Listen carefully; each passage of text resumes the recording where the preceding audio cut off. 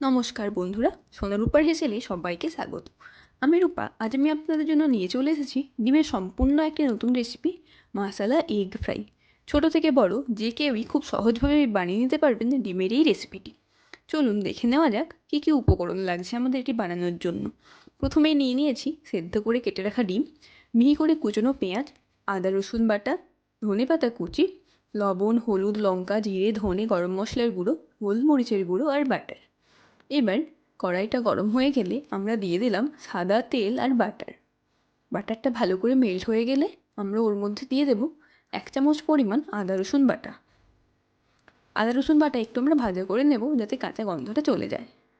এরপর দিয়ে দেব পেঁয়াজ কুচি। আমি এখানে একটি বড় সাইজের পেঁয়াজ নিয়েছিলাম। পেঁয়াজটা একটু ভাজা হয়ে গেলে আমরা ওর মধ্যে দিয়ে দেব পরিমাণ মতো লবণ আর হলুদ, লঙ্কা, জিরে, ধনে, গরম মশলার গুঁড়ো।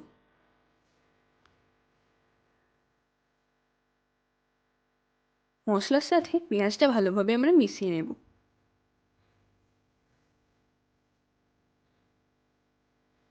মশলাটা একটু ভালো করে ভাজা হয়ে গেলে আমরা ওর মধ্যে দিয়ে দেবো সেদ্ধ করে কেটে রাখা ডিমগুলি। ডিমগুলি দিয়ে দেওয়ার পর 2 মিনিট ধরে উল্টে পাল্টে ভাজা করে নেব আমরা।